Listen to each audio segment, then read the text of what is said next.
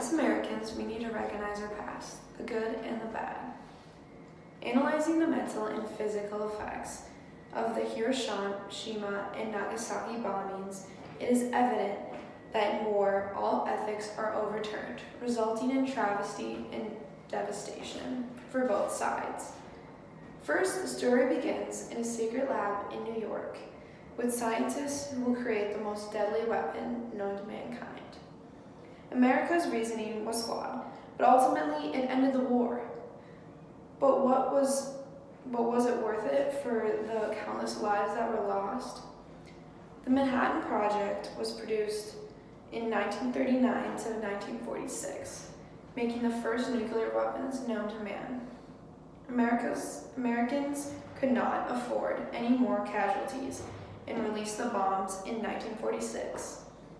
After the destructive decision, many lives were lost and broken. Some immediate effects.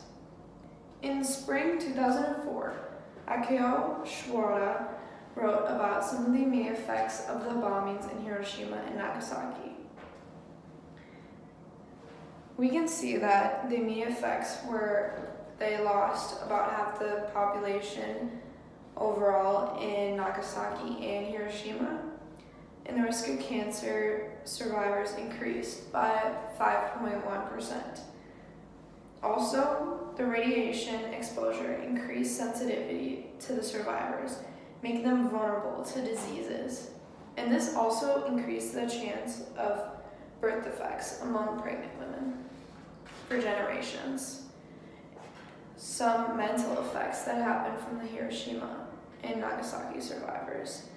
In July 2015, survivors of the children of the survivors, Mishi Takeuchi and Makayo Takeuchi, discussed what it's like for them. They felt responsible to speak up on their story because not a lot of survivors speak up.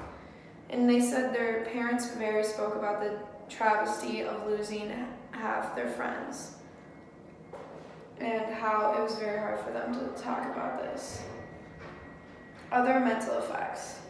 James N. Yamazaki in August 1990 wrote an article about the link between the pollution and mental retardation of the survivors' children. So not only did this affect the immediate survivors of the bombings, but it affected generations and generations and affected their mental stability. With America's victory comes the price of thousands of lives that were lost in the bombings. Overall, the effects of Americans creating this dangerous weapon resulted in generations of pain and suffering for the Japanese. And as citizens today, the least we could do is know our history and respect it.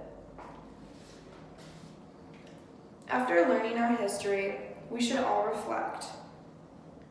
Should countless lives be ended to end the war?